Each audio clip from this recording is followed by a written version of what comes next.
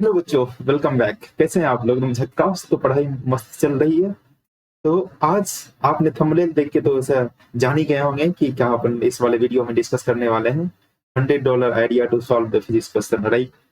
बहुत सारे बच्चों को ये डाउट होता है कि सर, मेरे को थ्योरी तो अच्छे से आता है, राइट, क्लास में क्वेश्चन सॉल्व भी हो जाते हैं, फिर अगर मैं खुद से घर पे या फिर एग्जाम में करने की कोशिश करता हूँ तो फिर वो मेरे से नहीं होता है, राइट। इससे रिलेटेड जो भी क्वेरीज आपके पास है, वो इस वाले वीडियो को देखने के बाद, हम कंप्लीट वीडियो देखिए, आपको ये जो है ना क्लियर हो जाने वाला, राइट। अगर ये चीज आप फॉलो करेंगे तो मैं पूरी जिम्मेदारी के साथ कह सकता हूँ कि आपसे क्वेश्चन सॉल्व 100% होंगे, राइट। तो चलिए स्टार्ट करते हैं बिना टाइम को वेस्ट किए हुए। ठीक है, तो गुड मॉर्निंग, गुड आफ्टरनून, सत श्री अकाल, नमस्ते, जब भी आप ये वीडियो देख रहे हो, राइट। तो चलिए शुरू करते हैं। तो देखिए, पहला जो पॉइंट मैं आपको बताने वाला हूँ वो है, आप क्वेश्चन को रीड कीजिए, राइट। अगर मैं ये पहला पॉइंट लिखूं, मैं स्टेप बाय जैसा बताने की कोशिश कर रहा हूँ। पहला ये है कि रीड क्वेश्चन प्रॉपरली, क्योंकि आज के टाइम में ऑनलाइन एजुकेशन इतना ये पॉपुलर हो गया है, या फिर ऑनलाइन एजुकेशन में मोस्ट ऑफ द टाइम जो 3D मॉडल्स यूज करके जो है ना पढ़ाया जाता है बच्चों को। तो मेरे को लगता है कि ये मेरा पॉइंट ऑफ व्यू है, और किसी का थिंकिंग अलग हो सकता है। ये मेरा पॉइंट ऑफ व्यू है कि एग्जाम में आपको वो 3D मॉडल आपको बना के नहीं दिया जाएगा कि बच्चों ये 3D मॉडल इधर से फोर्स लग रहा है एंड इस तरह से ये है ना, इतने सारे इसमें एफबीडी है, ये सब आप इसको सॉल्व कर लो। इस तरह की चीजें आपसे के साथ नहीं होने वाली है।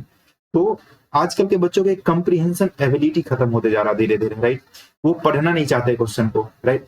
अगर आप पढ़ना नहीं चाहिए तो क्वेश्चन पे क्या पूछा है ना, क्या फॉर्मूला लगाना है, क्या कैसे उसको जो है ना आगे लेके फर्दर प्रोसीड करना है, ये कैसे पता चलेगा आपको, राइट। इसलिए क्वेश्चन को आप प्रॉपरली रीड कीजिए, है ना। प्रॉपरली रीड करने के बाद फिर जाकर दूसरा जो पॉइंट है ना, जब तक आप क्वेश्चन को पढ़ेंगे नहीं तो उसमें क्या कैलकुलेट करना वो तो पता नहीं चलेगा ना। तो एकदम पूरा काम होके पढ़िए, है ना। मैं तो ऐसा बोलता हूँ कि अगर आपने अच्छे से क्वेश्चन पढ़ लिया तो 60% से लेकर है ना 70% काम वहीं पे हो गया। कई बार बच्चे जल्दीबाजी के चक्कर में क्या पूछा क्या है और कैलकुलेट करके क्या आ जाते हैं, राइट। ये सबसे बड़ी गलती है। तो कंप्रीहेंशन एबिलिटी को इम्प्रूव करने का एक बेस्ट तरीका यही है कि आप क्वेश्चन को जो है ना जितना कामली पढ़ सकते हैं उसको ऐसा पढ़िए, राइट। अच्छा, ठीक है। फिर दूसरा जो मेरे हिसाब से जो पॉइंट है, आपको ये करना चाहिए कि जो डेटा है, गिवन डेटा, क्वेश्चन में गिवन डेटा आप लिखो, राइट। दूसरा जो पॉइंट है, पॉइंट नंबर 2, उसमें गिवन डेटा लिखो। जो भी आपने क्वेश्चन पढ़ा है ना, उसमें जो जो चीज दिया गया, वेलोसिटी दिया गया तो वेलोसिटी लिखिए, फोर्स दिया गया फोर्स लिखिए, एक्सेलरेशन दिया एक्सेलरेशन लिखिए, ठीक है ना। परमिएबिलिटी दिया तो परमिएबिलिटी, सब चीज जो है इसको आप मेंशन कीजिए उसमें, राइट। गिवन डेटा को अच्छे से लिखना, ठीक है। ये दूसरा स्टेप हो गया।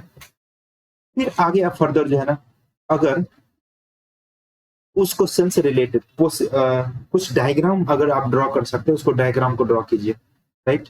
क्योंकि डायग्राम ड्रॉ करने से आपके साथ ये चीजें हो जाती है कि आपको बार बार फिर क्वेश्चन को पढ़ना नहीं पड़ता है। आप पढ़ने से क्वेश्चन बढ़ जाता है और उससे टाइम आपका बचता है, ठीक है। तो टाइम भी बचाना एग्जाम में उतना ही इंपॉर्टेंट है जितना उसको सॉल्व करना इंपॉर्टेंट है, राइट।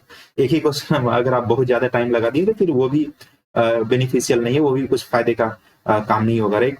तो जो गिवन डेटा दिया गया है ना, जो आपने क्वेश्चन को पढ़ा है ना, उसको कंक्लूड करके अगर डायग्राम पॉसिबल है उस वाले क्वेश्चन के लिए ड्रॉ करना तो आप ड्रॉ कीजिए, राइट। जैसे मान चलिए कि एनएलएम वाला कोई क्वेश्चन है, एनएलएम वाले क्वेश्चन में मोस्ट ऑफ द टाइम आपको एफबीडी ड्रॉ करना पड़ता है, तो उस वाले क्वेश्चन में आपको एफबीडी ड्रॉ करना चाहिए, राइट। इससे आपका विजुअलाइजेशन उस टाइम क्लियर हो जाता है, राइट। तो ड्रॉ डायग्राम, तीसरा तो मैं पॉइंट बोलूंगा, आप डायग्राम को ड्रॉ करने का कोशिश कीजिए, अगर पॉसिबल हो तो draw diagram, draw diagram, right.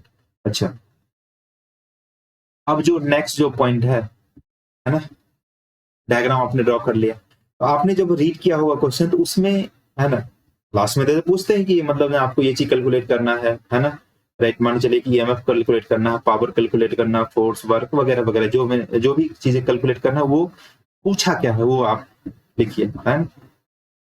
Asked, क्या पूछा गया है ना, या फिर ऐसे लिखो what is asked, what is asked, क्या पूछा गया भाई वो अपने को वहां पे मेंशन करना है, राइट।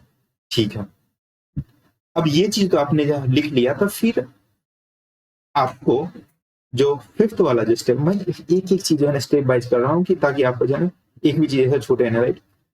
अब जो पूछा है ना, उससे रिलेटेड जो है ना आप जो क्लासेस में पढ़े हैं, जो आपने थ्योरी पढ़ा, उससे रिलेटेड जो भी कॉन्सेप्ट है उसको जो है ना आप रिकॉल कीजिए, है ना।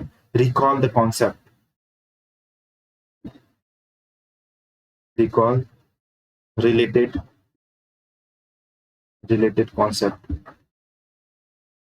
वो जो रिलेटेड कॉन्सेप्ट है, मान चलिए कि आपको पावर लेट से कैलकुलेट करने के लिए बोला है ना, पावर कैलकुलेट कितने तरीके से आप कर सकते हैं, राइट। पावर कैलकुलेट आपको फोर्स और वेलोसिटी दिया तो उससे भी कैलकुलेट कर सकते हैं, राइट। पावर, फिर जाके यदि रोटेशन में पावर कैलकुलेट करने के लिए जाते हैं तो वो अलग है ना, आप फॉर्मूला लगाएंगे, ठीक है, टाउ डी टी ऐसा लगाते हैं। फिर जो भी चीज आपको पूछा नहीं, सब मैं बोल रहा हूँ कि उसको जो है ना उससे रिलेटेड आप कॉन्सेप्ट को है ना याद करने की कोशिश कीजिए, ठीक है।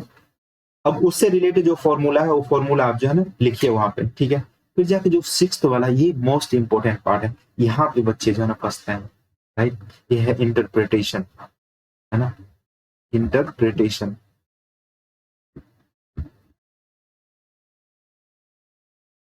इंटरप्रिटेशन इंटरप्रिटेशन में यहाँ दिक्कत आती है। ये उस वाले बच्चों को आता है बेसिकली दिक्कत, जब टीचर क्लास में पढ़ा रहे होते हैं तो आप कुछ न कुछ ऐसा कर रहे होते हैं जो आपकी पढ़ाई से रिलेटेड नहीं है ना, वो एक्टिविटी कर रहे होते हैं, और जो टीचर बोल रहे हैं उस कॉन्सेप्ट को आप जो है मिस कर रहे होते हैं कहीं ना कहीं, राइट। तो वो चीजें अगर आप नहीं सुनते हो तो फिर जाके, जैसे कि मान चलो कि आपने कुछ, जैसे कि मैं ऐसा एग्जांपल लूं कि फोर्स इक्वल, सिंपल सा लेते हैं, force equal to mass into होता है एक्सेलरेशन, है ना।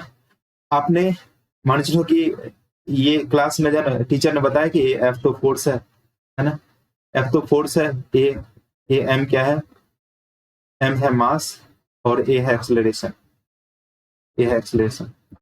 आप जब इंटरप्रिटेशन करने के लिए गए तो उस टाइम जो है ना आप फोर्स को कुछ और मान लिया, एफ को कुछ और मान लिया, एम को कुछ और मान लिया, और ए को कुछ और मान लिया, है ना, और उसको उसमें पुट करना स्टार्ट कर दिया, राइट।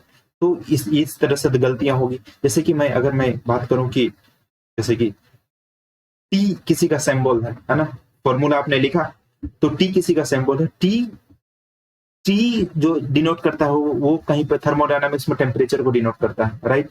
यही टी आप कहीं ऑसिलेशन वाला चैप्टर पढ़ रहे हैं, एसएचएम पढ़ रहे हैं, तो वहां पर टाइम पीरियड को डिनोट करता है, राइट। यही टी आप जब एनएलएम पढ़ते हैं तो यहाँ टेंशन को डिनोट करता है, टेंशन को देखिए, सेम एक ही टी है, टी को है ना अलग अलग चैप्टर में आप अलग अलग इंटरप्रिटेशन, मतलब जो है अलग अलग चीजें से आप पुकारते हो उसको। ये चीजें आपको कब क्लियर होगा, जब क्लास में आप जो है ना अच्छे से ध्यान दोगे, है ना। अगर आपने मान चलो ध्यान नहीं भी दिया तो फिर बाद में जो है ना जब आप इंटरप्रिटेशन कर रहे हो उस चीजों का, है ना, तो ये इंटरप्रिटेशन अच्छा कब होगा, जब आप जो है ना इसको बार बार आप प्रैक्टिस से इसको है ना इम्प्रूव कर सकते हैं, है ना। फिर जो सिक्स्थ वाला जो जो सेवंथ वाला जी, इसी में मैं इसको लिख देता हूँ कि ये इम्प्रूव कैसे होगा, ये सारी गलतियां कि टेम्परेचर लेना है, टाइम लेना है, ये टेंशन लेना है। तो क्लास में आप जो पढ़ते हैं तो क्लास में आपने प्रॉपर अटेंशन के साथ पढ़ा करो, राइट। टीचर कितना जो है ना क्या चीज बोल रहा है ना, टी को क्या यहाँ पे पर्टिकुलर चैप्टर में टी को क्या रिकॉल किया, टी के बारे में क्या बोला है ना, या फिर दूसरे चैप्टर में टी को क्या लिया गया था, है ना। ये नहीं कि टी दिखा, अरे ये तो टाइम पीरियड होगा, क्या पता वहां पे टेम्परेचर लिखा हो, ठीक है ना। तो प्रॉपर अटेंशन, एकदम फुल अटेंशन के साथ जब तक आप क्लास ले रहे हो, अटेंशन इतना आपको खतरनाक होना चाहिए कि बगल में कुछ हो रहा है तो आपको पता नहीं चलना चाहिए, है ना। हम लोग तो गपास्टिंग में एकदम लगे हुए रहते हैं क्लास में, फिर यहाँ पे दिक्कत होता है। तो ये चीजें कैसे इंप्रूव होगी, फिर जाकर आता है आपका प्रैक्टिस ना। आप जितना ज्यादा फिर प्रैक्टिस करेंगे, जितना ज्यादा प्रैक्टिस करेंगे ये चीजें फिर जाके सही होते चला जाएगा, है ना। फिर आप टेंशन को टेंशन ही एज्यूम करोगे, और को टाइम पीरियड ही एज्यूम करोगे, है ना। और टेम्परेचर को, टी को टेम्परेचर जहां पर मानना होगा वो टेम्परेचर मानेंगे। इस तरह से अगर आप सॉल्व करेंगे तो मैं डैम श्योर 100% ऐसा जिम्मेदारी से बोल रहा हूँ कि आपसे क्वेश्चन 100% होंगे, राइट। तो सबसे पहले आपको कंप्रीहेंशन एबिलिटी को सुधारने के लिए आपको सुधारना पड़ेगा, राइट। क्वेश्चन को प्रॉपरली रीड कीजिए, दूसरा गिवन डेटा आपको लिखना है, फिर आपको डायग्राम को ड्रॉ कीजिए, क्या पूछा है वो लिखो, है ना, उससे रिलेटेड कॉन्सेप्ट को रिकॉल करने के का कोशिश करो, राइट। फिर इंटरप्रिटेशन करो उसका, है ना। इंटरप्रिटेशन में भी दिक्कतें, सबसे ज्यादा दिक्कत आती है, ये कब इम्प्रूव होगा, बार बार प्रैक्टिस से, ठीक है। इस तरह से अगर आप चीजों को करेंगे तो डैम 100% है ना, आपका 100% सॉल्व होने वाला है। तो ये मेरे हिसाब से ये वर्षों का अनुभव है, मैंने आपको बताया। अगर आप इस तरह से करेंगे तो मुझे लगता है कि ये आपसे क्वेश्चन जरूर सॉल्व होगा, राइट। क्लास में प्रॉपर आप अटेंशन से रहें, ठीक है। क्लास में आप जितना ज्यादा अटेंटिव रहेंगे उतना ज्यादा कॉन्सेप्ट वहां सीखोगे, बिल्डिंग में होता है कि कई बार टीचर कुछ चीजें स्किप इसलिए कर देते हैं कि वो सिर्फ बोल देते हैं, ऐसा स्किप नहीं, बताते हैं लेकिन बोल देते हैं, वो लिखवाते नहीं है। तो अगर ऐसा चीज आपको लग रहा है कि टीचर ने ऐसा कोई क्रूशियल चीजें बोली है, तो वो चीजें आपको नोट डाउन करना आपकी जिम्मेदारी है ना, वो चीजें आपको बाद में काम आएगी, ठीक है। मैं भी करता था जब मैं पढ़ता था, ठीक है ना, तो हर चीज को है ना नोट डाउन करते रहता था, राइट। कुछ भी चीज आया, मतलब कुछ नया चीज है, अच्छा ये टर्म है तो उसको लिख लिया। तो ये सारे चीजें कब आएगा, जब आप पूरा अटेंटिव होकर क्लास को अटेंड करेंगे। तो होप ये चीज है ना आपको समझ में आई होगी और ये चीज आपको फायदा करने वाली है, राइट। तो इसी तरह से आप जो है ना लगे रहिए, होप बहुत अच्छा होने वाला है, राइट। और आप बहुत अच्छा करने वाले होंगे, ठीक है। तो मिले नेक्स्ट कोई वीडियो में इसी उम्मीद के साथ, चलिए मिलते हैं, तब तक के लिए साइनिंग ऑफ।